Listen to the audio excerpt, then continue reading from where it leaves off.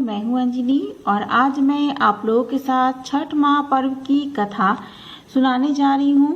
छठ का जो महापर्व है वो कल से आरंभ हो रहा है। इसकी शुरुआत नहाय खाए से होती है और छठ महापर्व की समाप्ति पारण से होती है। तो इस दिन इस साल छठ का जो शुरुआत है यानी कि नहाय खाए जो है वो 18 नवंबर को है और पारण 21 नवंबर को है। तो ये महापर्व 4 दिनों तक चलता है। इस पर्व का मुख्य दिन कार्तिक शुक्ल पक्ष की षष्ठी तिथि होती है, लेकिन इसकी शुरुआत कार्तिक शुक्ल चतुर्थी से हो जाती है। यह व्रत काफी कठिन होता है, जिसमें 36 घंटों तक निर्जला व्रत रखा जाता है और पानी में खड़े रहकर भगवान सूर्य को अर्घ्य देना होता है। छठ व्रत पूजा के दौरान इस कथा को पढ़ना बहुत ही जरूरी माना जाता है। तो अगर आप इस कथाओं को नहीं पढ़ सकते हैं तो आप इसे सुन भी सकते हैं।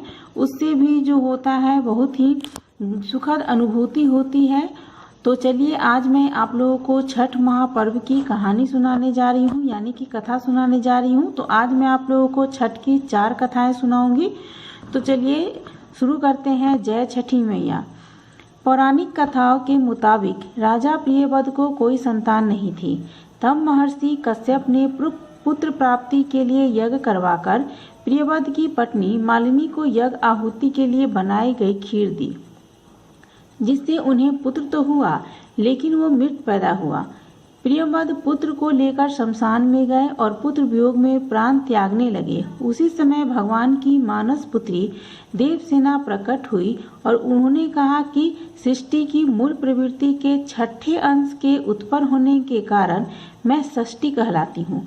राजन, तुम मेरी पूजा करो और इसके लिए दूसरे को भी प्रेरित करो। राजा ने पुत्र इच्छा से देवी षष्ठी का व्रत किया और उन्हें पुत्र रत्न की प्राप्ति हुई। यह पूजा कार्तिक शुक्ल षष्ठी को हुआ, जिसे ही छठ कहा जाता है।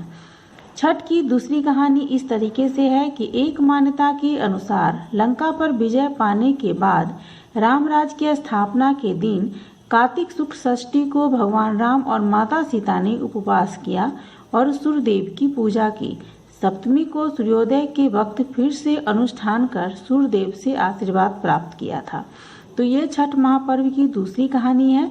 छठ महापर्व की तीसरी कहानी इस तरीके से है। पौराणिक मान्यताओं के अनुसार छठ महापर्व की शुरुआत महाभारत काल में हुई थी। सबसे पहले सूर्यपुत्र कर्ण ने सूर्यदेव की पूजा शुरू की। कर्ण भगवान सूर्य के परम भक्त थे। वह प्रतिदिन घंटों कमर तक पानी में खड़े होकर सूर्य को अर्घ्य देते थे। सूर्य की कृपा से ही वो महान योद्धा बने। आज भी छठ में अर्घ्यदान की यही परंपरा चली आ रही है। तो यह छठ महापर्व के बारे में एक कथा और है, और वो कथा है इसके अनुसार जब पांडव अपना सारा राजपाट जुए में हार गए थे, तब द्रौपदी ने छठ रखा था। उनकी मनोकामनाएं पूर्ण हुई और पांडवों को राजपाट वापस मिल गया। लोक परंपरा के अनुसार सूर्यदेव और छठी मैया का संबंध भाई बहन का है, इसलिए छठ के मौके पर सूर्य की आराधना फलदायी मानी जाती है। तो दोस्तों, छठ का जो महापर्व है वो बिहार, झारखंड बहुत ही राज्यों में मनाया जाता है।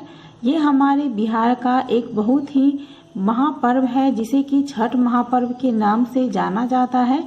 तो अगर आप लोगों को मेरा ये वीडियो पसंद आए तो प्लीज़ इसे आप ज़्यादा से ज़्यादा शेयर करें और लाइक करें। सो फ्रेंड्स, जय छठी मैया। छठ पर्व की आप सबों को बहुत बहुत शुभकामनाएं।